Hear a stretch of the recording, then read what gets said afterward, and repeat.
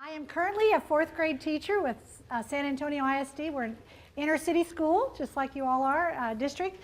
And we're Title I, we're everything there is, LEP, everything. We have it all, just like you do. And I have taught 1st through 9th, and actually was a private tutor taking a young man through all of his high school years. So have I taught trigonometry? Yes. Biology? Yes. Chemistry? Yes. Phonics? Yes. So I've had it's been wonderful. I love going grade to grade because I learn what that grade does. And it helps me, when I taught 1st grade and I would hit a specific thing to teach, a topic, I would think, oh my goodness, this is what affects them when they're in 3rd, or here's what affects them when they're in 7th. If I don't do this, they're not going to be ready for this.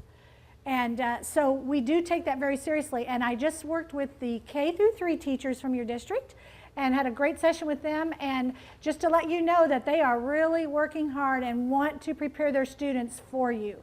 So we talked a lot about that, and I was able to share with them, when you do this, here's the effect. It's cause and effect. You do this, this is how it helps. And so they were just so receptive to that. And but I wanted to share with you that I did use Barry Lane's book and then met Gretchen. It was just wonderful. And one of the things that happened a few years after that occurred was that we had 6 4th grades. And at that time I was with Judson ISD, which is a little bit north of downtown. It was still a Title I district. And we had 6 teachers, and we did our benchmark. Did you all just do a benchmark in December? We just did ours last week. We did our own the month before because we said we can't wait that late. But you usually do it in December. You get your things back about 6 weeks before the actual test, at least for writing. And we got our results back, and here's what our results were. We had 113 students. Whoa, I need to come out on that. We had 113 students, and we had 35 ones. We had 17 that were questionable. They were on the fence and could have fallen either direction. We weren't real positive they were a 2. They could have been a 1. This is just on the composition. We had 47 2s, 12 3s, and 2 4s. We were at, if we were gracious and allowed these 17, we were at 58% passing. If we didn't allow those and threw them down into the 1s, we were at 42. Now, we were a school that had been exemplary for 5 years. We were at 95 and above in our writing scores. So you can imagine what this did to us 6 weeks before the test. We were panicked. And I just went to the principal and vice principal and I said, I don't know. I mean, we had one teacher that every single child failed the editing and revising, every one of them. And almost every single one of her kids failed the composition. And here it was January. And they said, what are we going to do? And I said, I don't know. I mean, you're 6 weeks before the test. We just got our results. What are we going to do? And then I just thought, you know what? We cannot do this to the kids. We can't do it to our grade level. We can't do it to our school. We have got to try something. So I just went to them and I said, look, will you give us 4 or 4.5 hours, 4 days a week? We'll catch up on, sorry, science and social studies teachers, but we'll catch up, we promise, after. Give us these 4.5 hours every morning for 4 days. And we're going to split the kids according to how they did, and we'll just throw everything at them we can and see what we can do, see what sticks. And so this is my husband, Jim, by the way. He's my #1 fan. He's very supportive. And during that time, I was hardly around because, I mean, I was there, but not really. I would come home every night and do lesson plans for everybody. We just split it. This teacher do this teacher do this, you guys do this. And I would read compositions every night. I was getting like 2 and 3 hours of sleep a night for these. We did it for 5 weeks just to see what we could do and to see if anything would stick. And I will tell you that another teacher and I took the low ones. We had 57 in our group. We just put them in a big room like this and we just worked with them as hard as we could.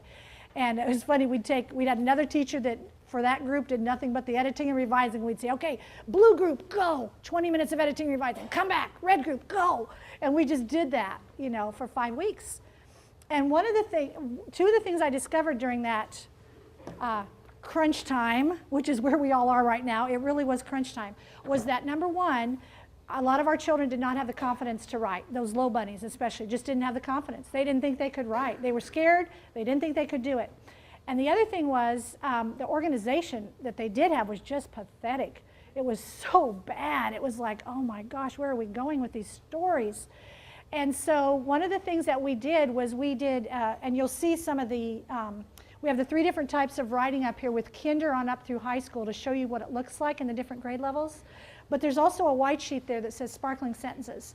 And this was vital for our children. And I use it all the time now. But I would just search for anything I could find from those little ones that were struggling that I could throw up there, put it on a poster, and we would talk about what was good about that thing. It might have been a word they used. It might have been a phrase they used. It might have been how they said it, but we did it. And those kids just took off because all of a sudden they were important and what they had to say was important. And we worked on organizational strategies, and a lot of that is in the book, what we did. But what I want to show you are the results, because when it was all over, it was just like, okay, take a breath. Here are the results that we had at the end of comparing. We went from 35 ones to 4. We went to 59 twos, 45 threes, and 5 fours. We ended up with 44% commendable, 97.5% passed. So I'm here to tell you today that there's still time. You still have time. Don't lose heart. We had being generous, 58% of our kids failed 6 weeks before the test. And we used these strategies that we have in here and the organizational tools, and we brought them up. I mean, when it was all said and done and we got 97.5, yes, ma'am. I understand, but sometimes if you're in an emergency, you got to do triage. You got to do what you can do, and yeah, but you just have to, yeah. But you can still use these strategies. You can still use them, and here's the thing, we were doing them with a huge group too. We were doing them with a huge group. So, and 2, you have to remember that, I may be fudging a little bit here, but I don't think so. When you are reading, you're writing, you are reading. So you are doing reading in writing. So you can pull some of that time. And I think if you show your principals your scores, if you're worried about them and you say, I need more time, can I do this? And I know some of you that are in high school and middle school, you have that period and you can't break it. That's all you have, and that's what you can do. But I'll tell you that you can do some of these very quickly that will bring them up just like that. Some of the organizational tools, you can do it in that short period of time. You really can. You've got to remember, we were working with 4th graders who a lot of them had not written at all. They hadn't written, they hadn't been through the 4th grade test. They hadn't been through the 7th. They hadn't been doing any writing, a lot of them. So we were starting like way at the beginning. But I do understand that when you're in a time constraint, I know that's really tough. And we're not doing that now. I hope I never have to go through another 5 weeks like that. But we are 6 weeks before the test, and I'm using these strategies with the ones that are still not there yet. So I'm just saying there is still time. There is still time. And well, when we finished, I told Gretchen and Barry what happened. I said, look what happened in 5 weeks. And they said, what did you do? And I said, I don't even know. It's such a blur. And so I went back and I looked at all the lesson plans, and I realized that the main thing we did was we worked on focus and we worked on organization. And those were the 2 critical pieces of their writing that we had to work on. And building them up, which is where we use it doesn't take 5 minutes to walk through some sentences that are good and positive. And then just working on that organization, staying structured. But I'm going to show you some things today that you can use, that you can do just like that are really quick. So one of the things that you have in front of you, I think was passed out to you, is, by the way, I wanted to show you one more thing of where we ended up with our ones. That group of ones, I thought this was pretty amazing. We had 4 that still stayed as a 1. We had 25 twos, and we actually had 6 that bumped up to a 3, which that's pretty phenomenal, going from a 1 to a 3. So we were really excited about that. So anyhow, you have a paper in front of you. Whoops, I think I'm throwing those in front of that thing. It's this paper right here, expository, I-search, and literary analysis text structure. Okay, well, you know, text structures are how the text is structured, and it really helps us understand how something is written. It's kind of like an outline, but it's saying, this is how the piece started, then this, then this, then this, and it's like a footprint where we can follow that structure. And that's what helps us. Imitation is so powerful. And I was talking to K through 3 about this, that our children in writing, for some reason, we stop imitating when we get to writing. We do handwriting imitation, we do counting, we imitate. But for some reason, when we get to writing, we think, pull it out of your head and throw it down there. And they don't do it, and we say, oh, what's wrong? You have a story? Come on, get it out there. And we don't give them enough modeling and imitation. I'm finding that I just have to do so much more of that so that they can have ideas on where to go. So these are some of the text structures, and then these are actually kernel essays where you start with a sentence and you're going to complete the sentence. So one of the things I would like you to do is look at, do we all have it now? Everybody have it? Good. I want you to look at the bottom 2, because these are really great for character analysis. And I was telling the other group that I can be so tunnel vision sometimes, and I was using these for writing, and we were doing lit circles, because I teach all subjects in my 4th grade. I'm doing science, math, everything. And we were meeting for lit circles, and one of the kids said, hey, Mrs. Hover, can we use one of those the kernel essays we did for writing? And I'm thinking, oh, yeah. And so they pulled it out and they did it and just came up with phenomenal things. But I hadn't even thought, throw it over there and use it for reading. So anyhow, I want you to look at these 2. Now, if you haven't used these before, basically what you do is you look at this box and you answer that question. So that's your box that you're answering. So what a character was before, what happened, and how the character changed. Or you can do what the character used to think, what happened, and now what the character thinks. And so what I would like you to do is, there should be some blank paper around, or if you have some paper of your own, I would like you to think about Abraham Lincoln. And just thinking about his character before he was president or as he started his presidency, I would like you to take his character and do one of these structures, one of these kernel essays, thinking about Abraham Lincoln. So you're just going to answer this question, then that, or you're going to do this one, and this one. Any questions on that? Not a history. I don't know what But just Abraham Lincoln himself, the president, you know, yeah.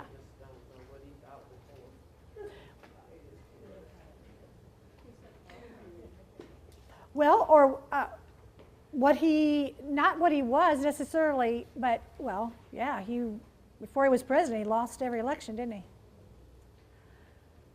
But what he thought about, maybe what he thought about slavery, or what he thought about, you know, because he did change his opinion about slavery. So if you don't want to do Abraham Lincoln, pick somebody else, that's fine.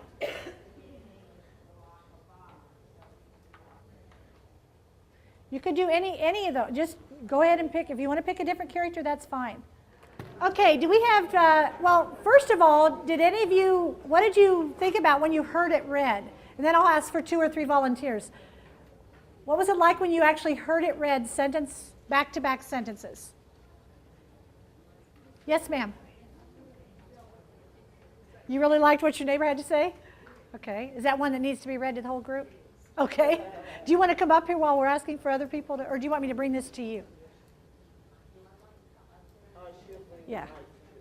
Or do you want? Okay. Okay, does anybody else have anything that you experienced? Yes, ma'am.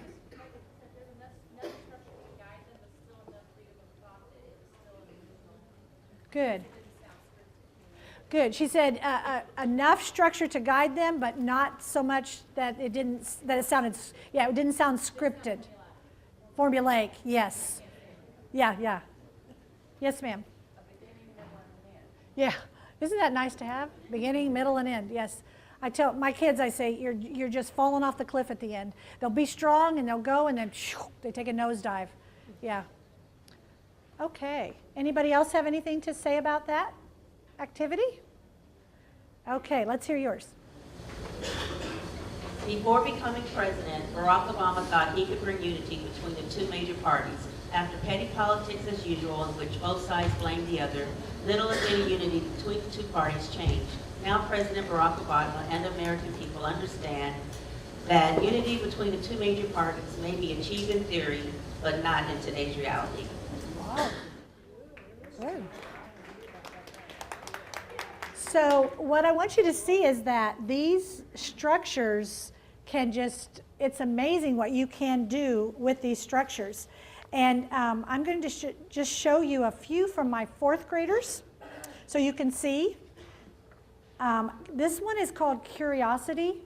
And the structure is, I've wondered, I figured out that, then I also figured out, last I figured out, this also means that, and what you can do about it. Now, this is from Jack, and he was writing about the Boston Tea Party. I've wondered who was on the ship pouring the tea over, how many chests of tea they poured off the ship, and how many ships were holding the chests. I figured out that Samuel Adams and George Hughes were 2 of the people pouring tea off the ship. I also figured out the people pouring tea off the ship poured over 300 chests of tea. Last I figured out that 3 big ships were carrying all the tea. I think that this all means that the colonists really hated the Tea Act. I would have quit drinking tea from then on. So there you get the little voice in there. Can we have voice in science and social studies? Yes, we can. So also, I know you're saying that they're using the exact words to start. This was their first attempt, and that's one of the things you can work on, is not making it quite as stilted by using those exact words. But I want to show you another one. This one's by Lexi, and this one's called Two Sides of a Coin, and it's comparing notes. Some people think, other people think, but I think, and what that tells me. So some people think that they should stay loyal to Great Britain and their king, while others think that they should separate from Great Britain and govern themselves. I think people should be allowed to think what they want to. That tells me that everyone has a different opinion on things. So, for a 4th grader, I'm really happy with this. How many of you would be happy with that in a middle school or high school? Just, yeah. But it's the thinking. I love it because it pushes them to think. He was from I won't show him because he's not showing up. But anyhow, I had a special ed child do one, and even though there were some mistakes, the main thing is exactly what you guys have been saying. It makes them stay focused, because so many times, every child, I think, knows that they want to say something, but they don't know how to do it. And they don't have the sophistication to do it. And unless we give them that structure, they just don't always get there. Now, there are some writers that just get there without us. They just do. And they're born to write, and they're just go. You just run, and I'll try to catch up with you. That's those writers. But I don't have very many of those. I don't know how many you have, but I don't have very many of those. So most of them are just constantly going like this, and they need the structure. So that's what that provides. And how many of you can see using these kind of structures for the writing or for response in reading, response in social studies, any of that? Can you see yourself using those? Great, great. And of course, I think Gretchen showed you the 2 hands last time, right? Were you all here last time when Gretchen was here? Oh, not everybody was. Okay, good to know. Well, these are the 2 hands, and my overhead, let me pull it out a little bit. You can tell I'm from the old school. I keep calling it an overhead instead of an Elmo. Our 2 hands are what we use in writing. It's our experiences that we've had and our beliefs, what we believe about things. And all good writing has something from both of these hands, but expository will have more on this hand, and the narrative will have more on this hand. But they all need, good writing needs something from both. And so when we're talking about expository, we're talking more about the belief system. What you believe, why you believe it, how you know it, that's where you pull in the other hand. So this is something that we always show our kids, because we show them, take your hands and then put them together. And that's what makes good writing. So if all they do is tell us what happened, it's really boring. It's just this happened, and this happened, and this happened, and this happened. If they tell us what they believe, it's just real, they're not making a connection to it. We don't know how they believe it or why they believe it, or, it's just real nebulous, and we don't have any specifics. So we need the two worlds to meet so that we know this is what you think and this is why you think it. This is what you believe and this is why you believe it. What does it say that the teacher? Well, these are things like what you've heard, where you've been, what you've seen. It's your senses and the experiences, like songs you've heard, movies you've seen, books you've read. And you can get this off of the Heinemann website. If you go into Crunch Time and go into resources, it has these hands on there with all of these words and everything on them. So you can get that, yeah. And it's just pull up Crunch Time and go down to resources and you can print it out. To the Heinemann Publishing website, and it'll pull up the Crunch Time book and go down to resources and print. I don't call them printouts. I think it's just under resources. Or you can email me. I'm giving you my email address and I can send it to you. And your beliefs. What are your ideas, your thoughts, your attitudes, your opinions? That's the other hand. So I know that a lot of you are aware that TEA did put out some Score 4 papers for 4th, for 7th, and 12th, or not 12th, but English 3. How many of you have actually seen those examples, I should say? So a lot of you have not. Okay, well, we're going to take some time this morning. We're going to look at them, and we're going to start with the 4th grade one. And the reason we're going to really look at the 4th grade one is because it will tell you a lot for 7th and English 3. There's a lot there.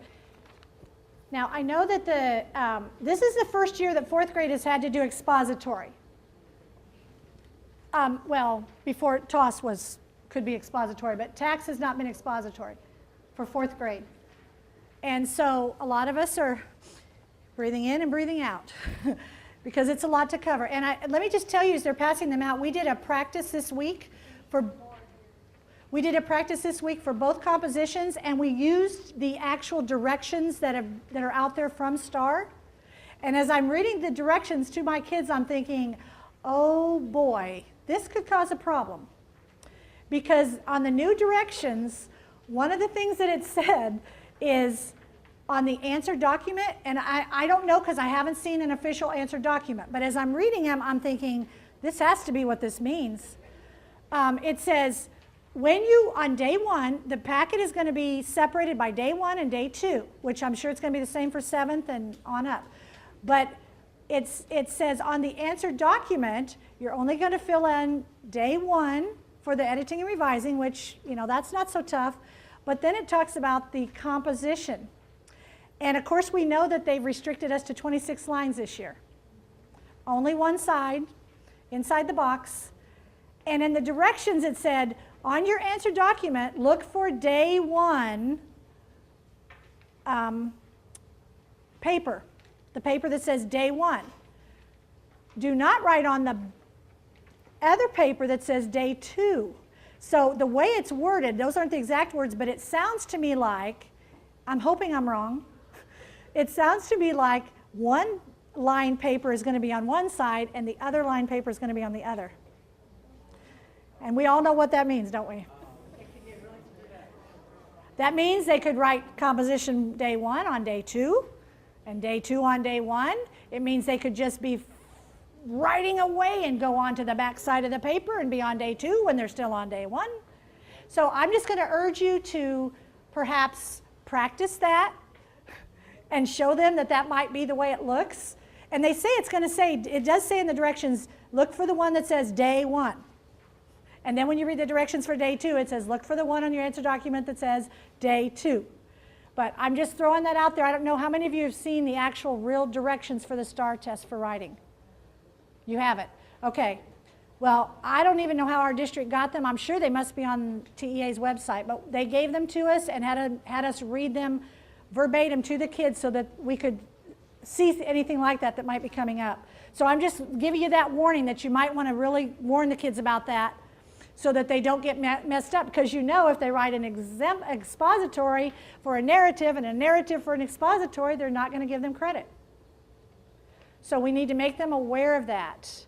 So just kind of watch for that and kind of warn them about that they're going to have to be very, very specific in following those directions, okay? Just wanted to give you a heads up on that, especially I know 4th grade. We just have a little bit of trouble following directions sometimes. Ugh. So I'm a little concerned about that one. Okay, so the 4th grade prompt was, and this is our expository, there are people in our lives who are special to us. Sometimes the person is a teacher, a coach, a parent, a brother, sister, even a friend. Think about the people you care about. Write about a person who's important to you, explain what that person means. This is what we call, write is what TA calls the charge line. That's your charge. That's what you need to do.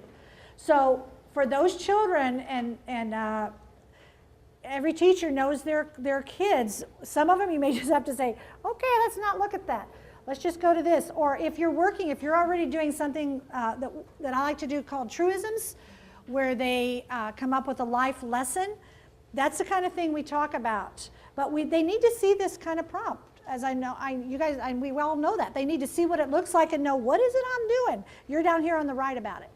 Because we did one on Martin Luther King recently, and we talked about it, and I still had 3 of my students write about Martin Luther King and his children. And that wasn't the prompt was, write about why good character is important. Because Martin Luther talked about he wanted his children known by their character, not by the color of their skin. So they were supposed to write about why character is so important, and they wrote about Martin Luther King. So it's something they just have to see over and over and over again. So this was the charge. Now, the composition that you have is one person who's important or special in my life is my older sister, Elizabeth. She is fantastically wonderful in very many different ways. Whenever I need advice on something, I can talk to her and she'll be very helpful. If I'm ever upset, she will always try her best to cheer me up, and usually Elizabeth will at least make me grin or giggle. If I have homework or need to study but I'm confused and don't understand it, she will explain it and teach it to me, even though she normally has a stack of schoolwork or something else she needs to finish. Every once in a while, when I'm tired or dying of boredom, Elizabeth will do something fun with me, like play a game or take me to the mall to see a movie with her and some of her friends. If I ever have a contest or competition, she'll get me ready for it, cheer me on, and afterwards congratulate me no matter if I won or not. My sister also shares a lot of things with me. She'll let me use her laptop if my computer isn't working, let me borrow her calculator or other school supplies, let me use her extra chair, borrow one of her backpacks. She gives me any clothes that she's grown out of, and lets me try some food that she made. Elizabeth sort of goes with the flow, even if something is bothering her. She's a nice, smart, considerate, helpful, caring, patient, and above all, an awesome sister. And that was on 22 lines. Now, first time I read that, I went, really? This is a 4? Right? And even my kids, it was so funny when I read this to my kids. They went, that's a 4? And one of them just argued and argued. Isaac said, I would not give that a 4. That is not a 4. I said, Isaac, I'm sorry.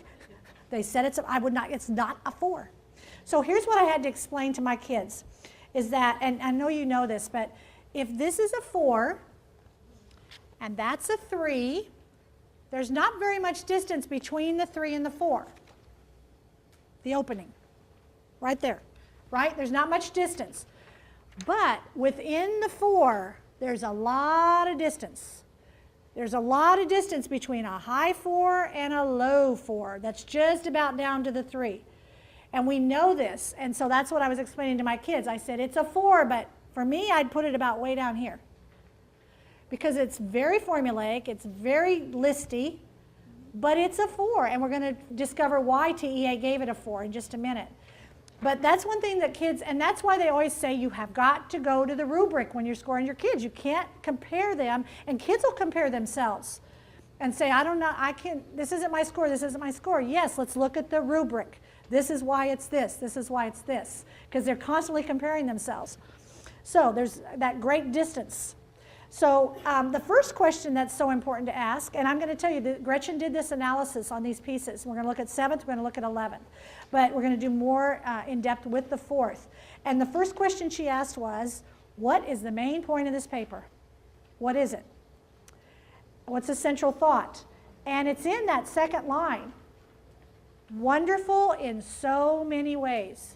That's what makes, that's the focus, and that is the focus of the whole piece. But then the next question that has to come up is then what is the structure? Because if you can follow the roadmap, you know where the piece is going, and you can help your other kids find, you can help kids follow that roadmap. And so what she did was, now this should answer one of those questions, do they have to write in paragraphs to get a 4? Apparently not. We're still trying, we're still working on it, we want them to. And I always tell my kids, look, you know, all of your punctuation, all of your paragraphing, that's all for the reader. So that I know where to go, when to stop, when to slow down. That's for me, the reader. You know what you're saying, and you can write it in a big blob like that, and you know when to stop and when to slow down, but the reader doesn't. Be nice to your reader. So anyhow, so Gretchen put it in paragraph form, which is what you see on that next page. And this is the structure. It's at the bottom. My sister Elizabeth. It's what's my main opinion about my sister, what she does for me, what she shares with me, and my more zesty opinion of my sister. And that's basically the structure of this piece. She begins by introducing and talking about her sister, and then she goes into the first paragraph talks about the things that her sister does. She does this, or when I do this, she does this. I do this, she does this. I need advice, she gives it to me. If I'm upset, she helps me. If I have homework, I'm confused, she'll explain it to me. If I'm dying of boredom, she'll take me to the movies. If I have a contest or competition, she's ready for it. So there is expansion on it. There's more details, and certainly, and then the second paragraph talks about what she shares. And it's a list of about 6 things that her sister shares with her. She shares her laptop, her calculator, her extra chair, her backpack, her clothes, food. And then she gives that little zesty opinion at the end. And that's basically it. So we're looking at this and we're saying, okay, why did it still get a 4? And so if you look at the boxes, basically what this child did that really bumped it up to a 4 was the syntax. If you look at her sentence structure, you will see that, let's take a look at it. In the first paragraph, there's one main thought, and then it's like it's foreshadowing what's coming up. Here's what I'm about to tell you. So then in the second one, what she shows, but you have dependent clauses, compound predicates, sentence combining. It's much more sophisticated. And that is probably, we're convinced that that's what bumped it up to a 4. Now on your paper, you actually have page numbers from RightSource. I love RightSource.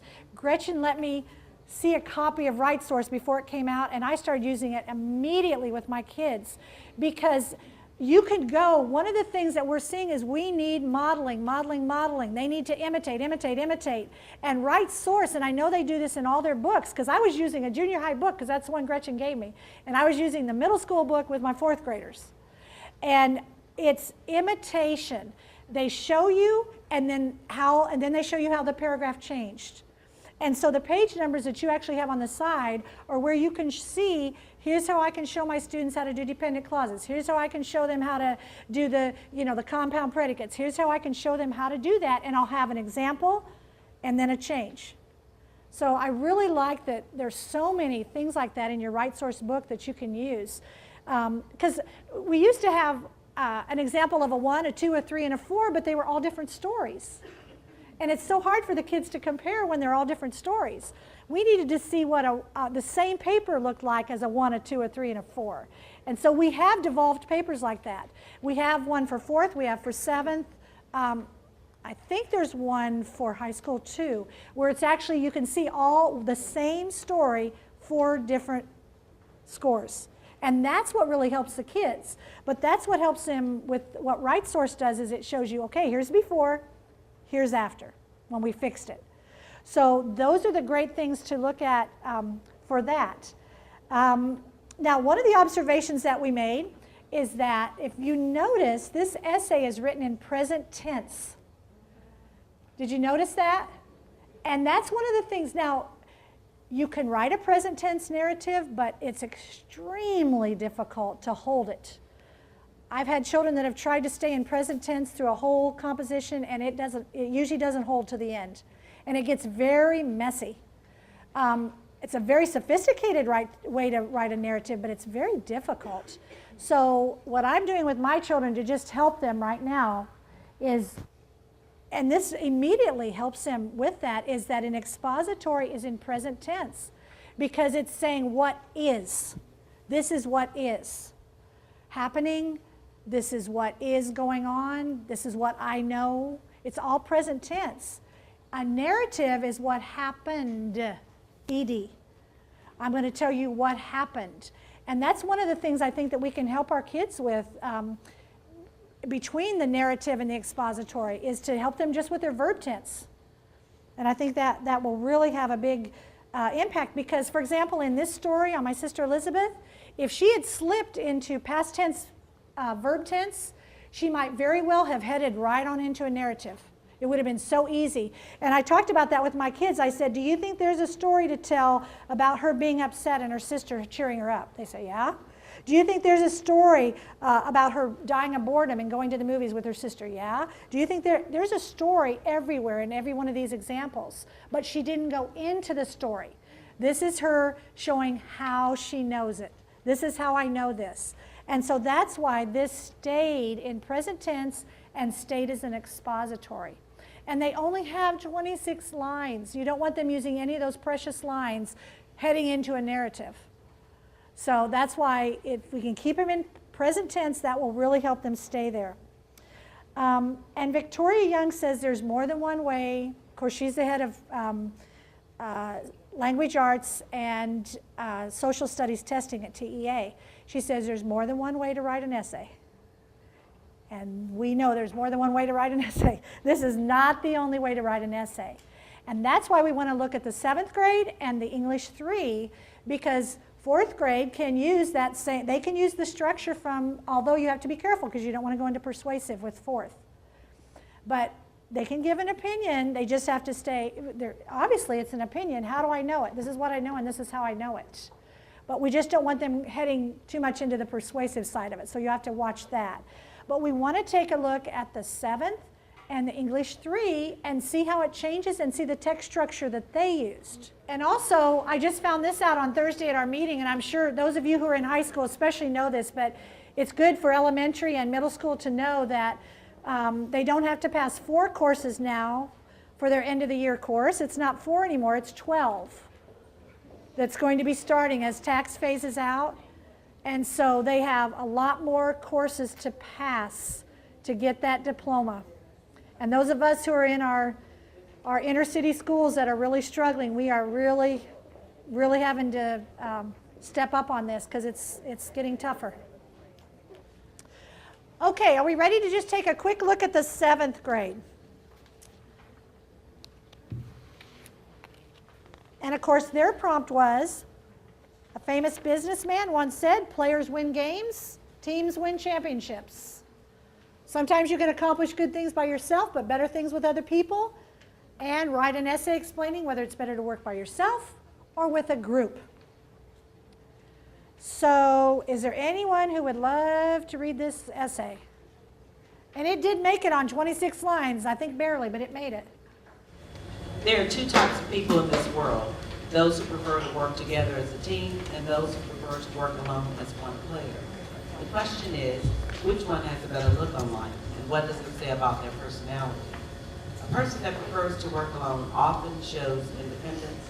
They do things themselves. This can be a great characteristic about someone, but it also can lead that person to never develop our team skills.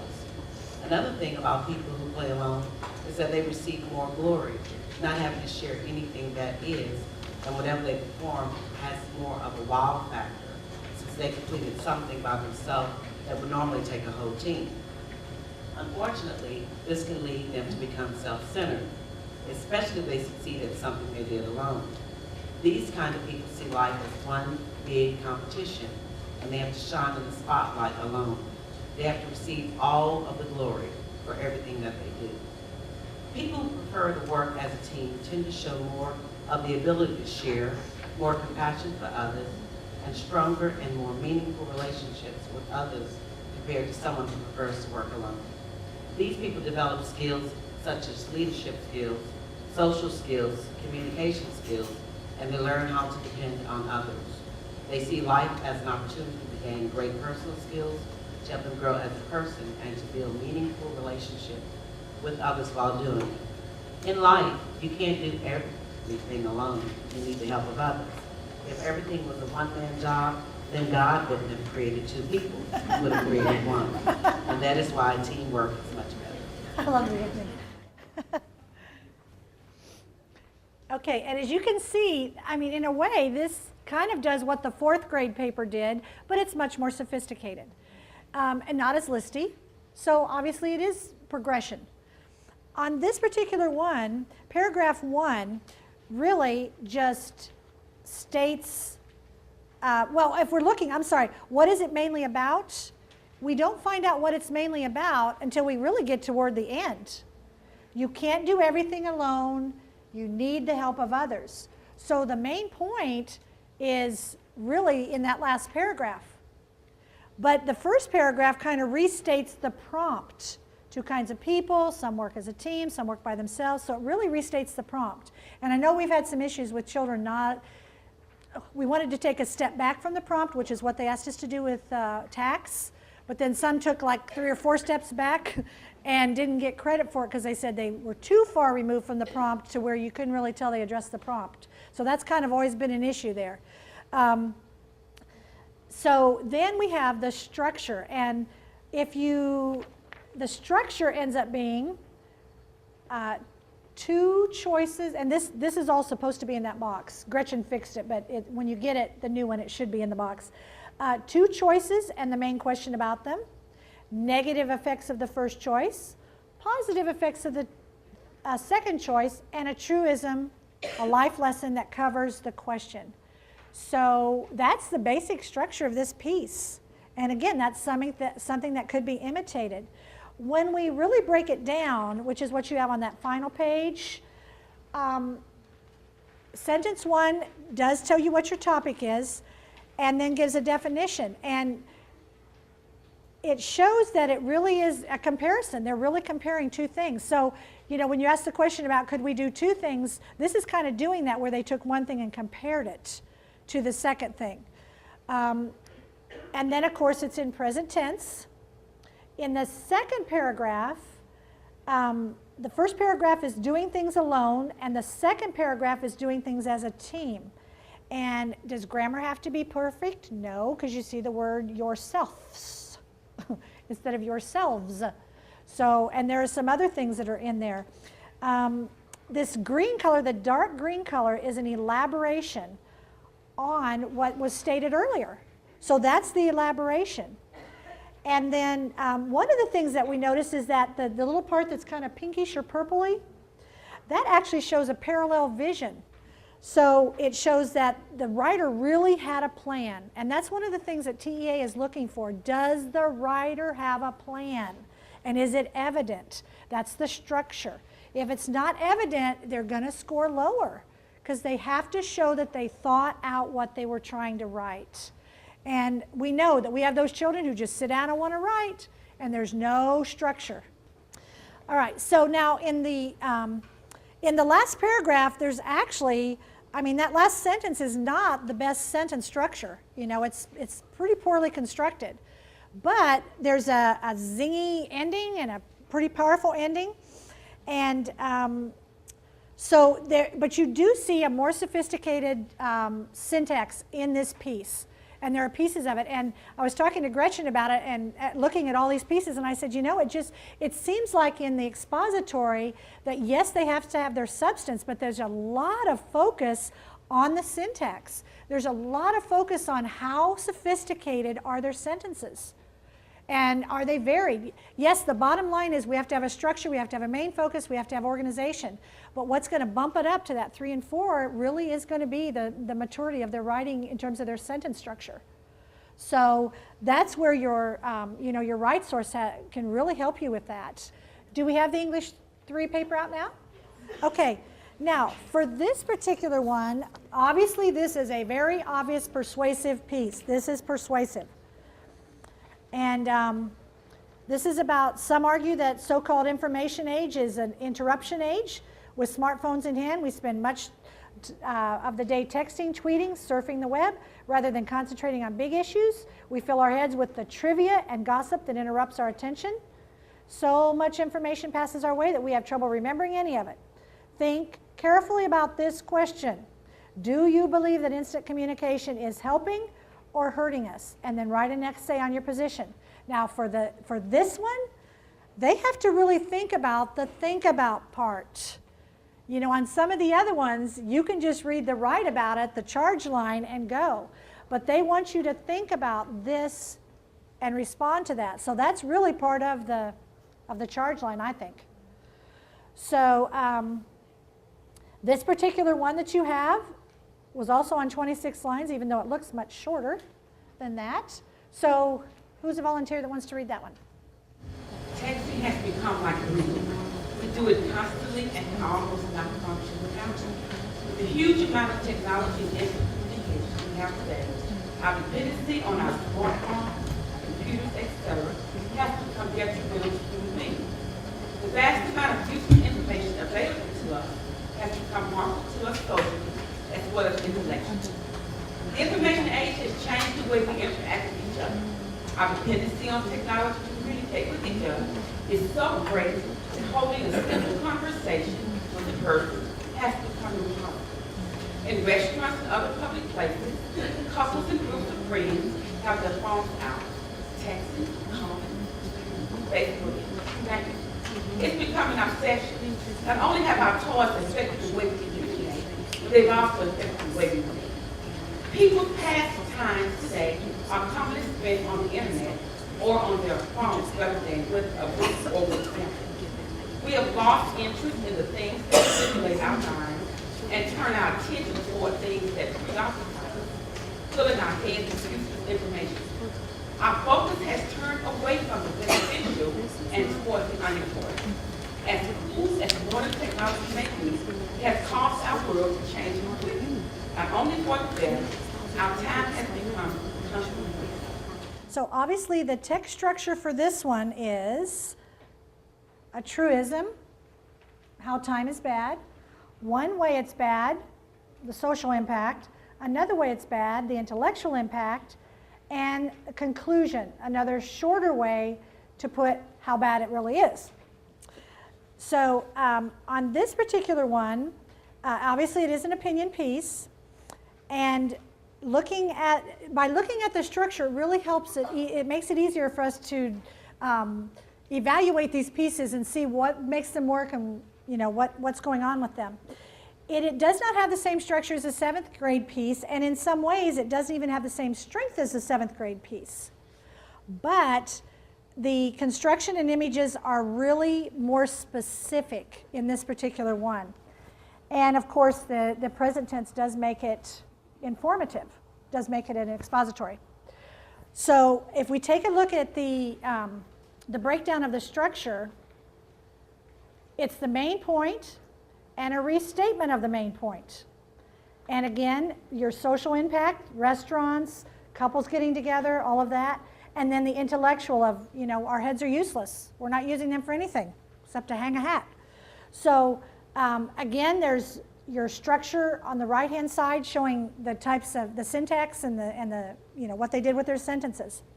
So that was a really quick run through of those three pieces. So tell me what you think after looking at those three structures. And that's what your piece that you have, your other paper that you got, shows those three structures.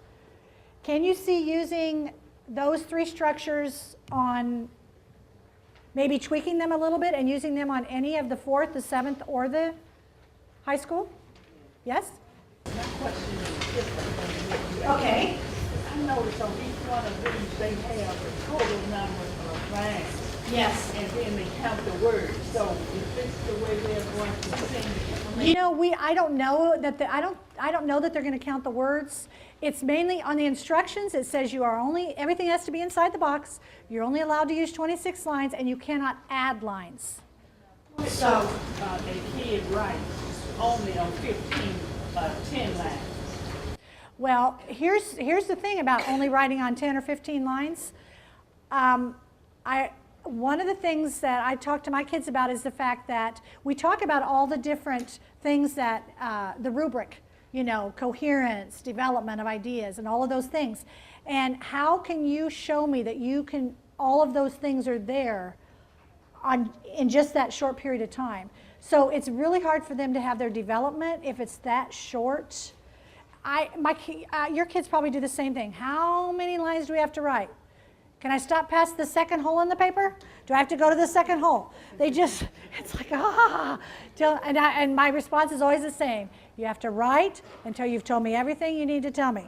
That's when you're done. And I did mention to K through 3, please don't let them put the end at the end of their papers. Yeah. 4th grade teachers, thank me, yes. Because they're not thinking about what the end of their story is.